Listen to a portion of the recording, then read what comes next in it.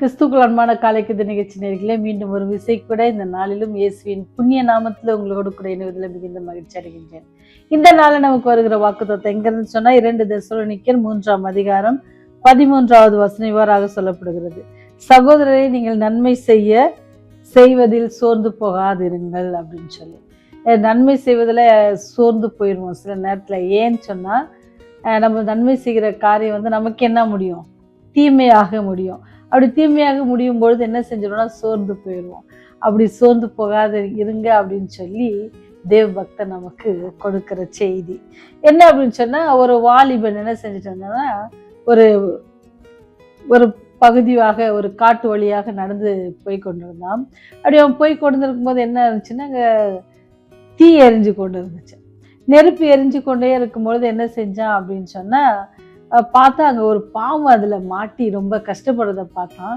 சரி என்ன செய்யறது அப்படின்னு சொல்லி ஒரு குச்சி எடுத்து அதை எப்படியாவது காப்பாற்றணும் அப்படின்னு பார்க்குறான். அப்புறம் என்ன செய்யறான், அப்படி முடியல. உடனே என்ன செய்ய, கையை வச்சு அப்படி தட்டி விடுறான். இப்படி தட்டி விடும் போது என்ன செஞ்சிச்சு அப்படின்னு சொன்னால், அந்த பாம்பு அவனை கொட்டிருச்சு. அப்போ பாம்பு அவன் கையில் பிடிச்சி கொட்டோடனே திருப்பி அவன் கையை உதறும் போது என்ன ஆகுது அப்படின்னா, திருப்பி அது எங்கே விழுந்துருது? தீயில விழுந்துருச்சு. அவன் திருப்பி என்ன செய்யறான், கடிப்பட்டாலும் பரவாயில்லன்னு திருப்பி அதை காப்பாற்றுவதற்காக முயற்சி செய்கிறான். அப்படி அவன் முயற்சி செய்து திருப்பியும் காப்பாற்றப்படுறதுக்காக அவன் பண்ணும்போது பிடிக்கும் போது என்ன செய்யுது, திருப்பி அது கடிச்சிருச்சு. இப்போ என்ன செய்யுது தெரியல, திருப்பி என்ன செய்யுது, அவ பயத்தில் விடும்பொழுது என்ன செய்யுது, திருப்பி அதை என்ன செய்யுது, தப்பிப்பதற்காக வழி தெரியாமல் திருப்பி அது நெருப்புலதான் 3வது முறையாகவும் அந்த வாலிபன் சார் இதை அவன் பின்னாக நடந்து சென்று இன்னொருவர் பார்த்து கொண்டு, தம்பி ஏன்பா உனக்கு இந்த பாடு, அதுதான் உன்னை கொட்டிருச்சு, இதை 2 தடவை கொட்டிருச்சு, விஷம் வேற உனக்கு உடம்புல ஏறப்போகுது, நீ அதை விட்டுடு, அது போயிட்டோம், அது இருந்தாலும் என்ன செய்ய, யாருக்காவது ஆபத்தை தான் உண்டாக்கும், நீ அது மாதிரி பண்ற அப்படின்னு சொல்லி கேட்டார். அப்போ அந்த வாலிபன் சொன்ன பதில் என்ன அப்படின்னு சொன்னா, கடிக்கிறது அல்லது கொத்துறது அதனுடைய குணாதிசயம். ஆனால் நான் யாரு, நான் ஒரு கிறிஸ்தவன், நான் ஆண்டோடைய குணாதிசயத்தை நான் என் வாழ்க்கையில காட்டணும், எனக்கு என்னது காப்பாற்றணும்னு சொல்லி ஆண்டவர் சொல்லி கொடுத்துருக்காங்க, நான் அதை காப்பாற்றேன். சில நேரங்களில் நீங்களும் நானும் அப்படிதான் இல்லை, நன்மை தான் அது. ஒரு பாம்பு அது தீயில நம்ம கண் முன்பாக எரியும் போது அது என்ன செய்யுது, அவருக்கு முடியல. இதே ஒரு வகையில் ஒரு தேல் கடிச்சா கூட நம்ம என்ன செய்கிறோம், அதை சாவடிக்க தானே பார்க்குறோம். ஏன்னு சொன்னால் அது நமக்கு, ஆனால் அதனுடைய குணாதிசயம் கொட்டுறது. நம்முடைய குணாதிசயத்தை நம்ம எந்த சூழ்நிலையும் என்ன செஞ்சக்கூடாது, மாற்றிக்கொள்ளக்கூடாது. நம்ம எப்படி இருக்கணுமா ஆண்டவர் சொல்கிறாரு. நீங்கள் பார்த்தீங்கன்னா ஊழியம் செய்கிற காலங்களில் அவர் சொல்கிறாரு, என்ன செய்யுறீங்க, அன்பு கூறுவதை விட்டு விடாதீங்க. சில நேரத்தில் நம்ம இது பாம்பு அல்லது தேல் இந்த மாதிரி சொல்கிற காரியங்கள் நம்ம கண்டிப்பாக அன்றாட வாழ்க்கையில் நம்ம அதிகமாக சந்திக்கிறதில்ல. ஆனால் அன்றாட வாழ்க்கையில் பாம்பு போல கொத்துகிறவர்கள் நமக்கு மக்களை நம்ம பார்க்குறோம்.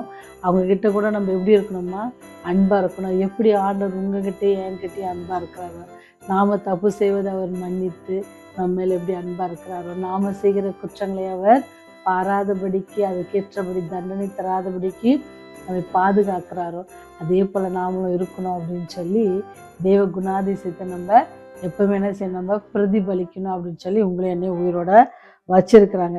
நீங்கள் பார்த்தீங்கன்னா யோவான் 15ஆம் அதிகாரம் என்ன சொல்லப்படுகிறதுன்னு சொன்னால், அன்பு கூறுவதை விட்டு விடாதீர்கள், நான் உங்களில் அன்பாக இருக்கிறது போல நீங்களும் ஒருவரில் ஒருவர் அன்பாக இருங்க வேண்டும் என்பதே என்னுடைய கற்பனையாக இருக்கிறது அப்படின்னு சொல்லுவாங்க. இப்போ நம்ம ஆண்டவர் நமக்கு சொல்லுகிற காரியம் என்ன அப்படின்னு சொன்னால், நம்ம அன்பாக இருக்கணும். நமக்கு நம்மளுக்கு கூட பிறந்தவங்க கூட நம்ம என்ன செய்யலாம், நம்மை அற்பமாக எண்ணலாம். நம்முடைய அன்பை என்ன செய்ய மாட்டாங்க, சில நேரம் மதிக்க கூட மாட்டாங்க, நம்ம அற்பமாக எண்ணுவாங்க. நீங்கள் கவலைப்படாதீங்க, அவங்க எப்படி இருந்தாலும் நீங்கள் எப்பவுமே எப்படி இருக்கணும், எப்பவுமே நீங்கள் ஆண்டோடைய பிள்ளையாக இருந்தது போலவே தொடர்ந்து இருங்க. தேவ பலம் என்ன செய்வோம், இன்னும் உங்களுக்கு அதிகமாக கிடைக்கும், இன்னும் நீங்கள் அதிகமாக ஸ்ட்ராங்காக ஆக முடியும்.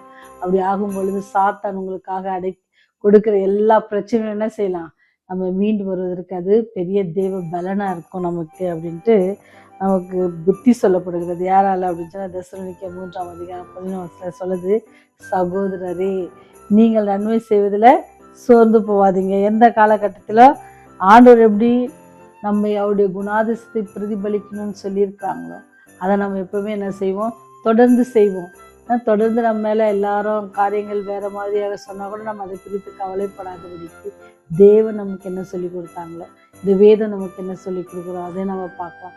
மனுஷர் நம்ம எப்படி தான் பார்ப்பாங்க, தவறாக கூட பார்ப்பாங்க, நம்ம மேலே என்ன செய்ய மாட்டாங்க, அநேக குற்றங்களை கூட வைப்பாங்க. அதெல்லாம் நம்ம பெருசாக எண்ணாதபடிக்கு நம்ம ஒருவேளை ஆண்டோடைய பிள்ளையாக இருக்கோம்னு சொன்னால், ஆண்டவர் எப்படி மௌனமாக இருந்தாரோ, அவரை குற்றம் சொல்லும்போது எப்படி மௌனமாக இருந்தாரோ, அதே போல் நம்ம மௌனமாக இருப்போம். அப்படி மௌனமாக இருக்கும்போது நமக்காக யார் பேசுவாங்கன்னு சொன்னால் ஏசப்பா பேசுவாங்க. அவங்க ஏசப்பா பேசும்பொழுது எப்படி இருக்குமா, அதனுடைய வெற்றி யாராலையும் தடுக்க முடியாத ஒரு வெற்றியாக இருக்கும். யாராலையும் நமக்கு அந்த பிரச்சனை, அது பெரிய விஷம் பரவுற போல ஒரு பெரிய விஷமான காரியமாக இருந்தால் கூட அதை நம்ம என்ன செய்யாது, பாதிக்காது அப்படின்றத இந்த கதைகளை வாசிக்கும்பொழுது அடியால் புரிந்து கொண்டேன். அதனால் நாம் என்ன செய்யணும்னு சொன்னால், சோர்ந்து போகாதபடிக்கு எப்பவுமே ஆண்டவர் நமக்கு சொல்லி கொடுத்த பாதையில் நம்ம போவோம்னு சொன்னால் தேவன் நம்மோடு கூட வருவார். அந்த தேவன் நம்மோடு கூட வரணும்னு சொன்னால் நம்ம ஜெபத்தில் அழைப்போமா, ஜெபம் செய்வோம். நாங்கள் சோதனைக்கு உட்படாதபடிக்கு எங்களை தீமென்று ரட்சித்து எங்களை காத்து கொள்ளுகிறவரே, அன்றென்று எங்களுடைய ஆகாரத்தை நீர் எங்களுக்கு தருகிறவரே, உங்களுடைய பாத்தில் வருகிறோம் சுவாமி. ஆண்டவரே, உடைய குணாதிசயங்களை நாங்கள் பிரதிபலிப்பதற்காக இந்த பூலோகத்தில் இருக்கிறோம் என்பதை உணரும்படி நீங்கள் கிருபை செய்யுங்க சுவாமி. அந்த குணாதிசயங்களை நாங்கள் மற்றவர்களுக்கு பிரதிபலிக்கும் பொழுது அந்த வாழ்க்கையிலே ஆண்டவரே வருகிற கஷ்டங்கள், நஷ்டம், சோதனைகள், தீமைகள் எல்லாவற்றிலும் இருந்து வெளிவருவதற்கு நீர் எங்களோடு கூட ஒத்தாசையாக இருந்து ஆண்டவரே அதை நாங்கள் புரிந்து கொண்டு எல்லா சூழ்நிலையிலும் உடைய அன்பை நாங்கள் வெளிப்படுத்துகிற பிள்ளைகளாக இருக்க எங்களுக்கு உதவி செய்யுங்க சாமி. ஆண்டவரே, இந்த நாட்களில் ஆண்டவரே எல்லாவற்றிலும் குறைபட்டவர்களாக காணப்படுகிறோம் ராஜா. சாத்தான் கொடுக்கிற ஒவ்வொரு சோதனையிலும் விழுந்து போகிறோம். கோபம், பொறாமை, மேட்டிமை, இந்த மாதிரி காரியங்கள் எல்லாம் ஆண்டவரே இந்த உலகத்தில் அதிகமாக ஆட்கொண்டு வருகிறது சாமி. அதிலிருந்து எல்லாரும் விடுபட்டு நீர் எப்படி அன்பாயிருந்தீரோ அதே போல நாங்களும் ஒருவருக்கு ஒரு அன்பாயிருந்து உடைய கற்பனைகள் நாங்கள் நிறைவேற்றுகிற பிள்ளைகளாக இருக்க எங்களுக்கு உதவி செய்யுங்க. இந்த நாள் முழுவதும் எங்களோடு கூட இடைப்படுங்க. நாங்களுடைய அன்பின் பாதையில் நடக்க எங்களுக்கு பலத்தை தாங்க. போக்கிலும் வரத்திலும் நாங்கள் செய்ய போகிற எல்லா வேலைகளிலும் இந்த தேவக்கரம் எங்களோடு கூட இருக்க நீங்கள் கிருபை செய்யுங்க.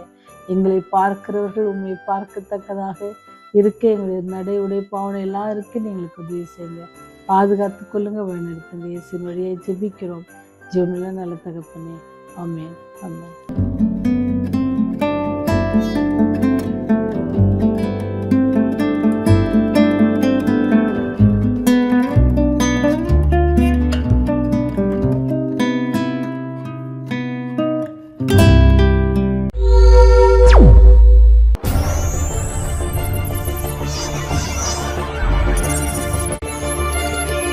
நீங்கள் பார்த்துக் கொண்டிருப்பது உங்கள் ரிவைவல் டிவி.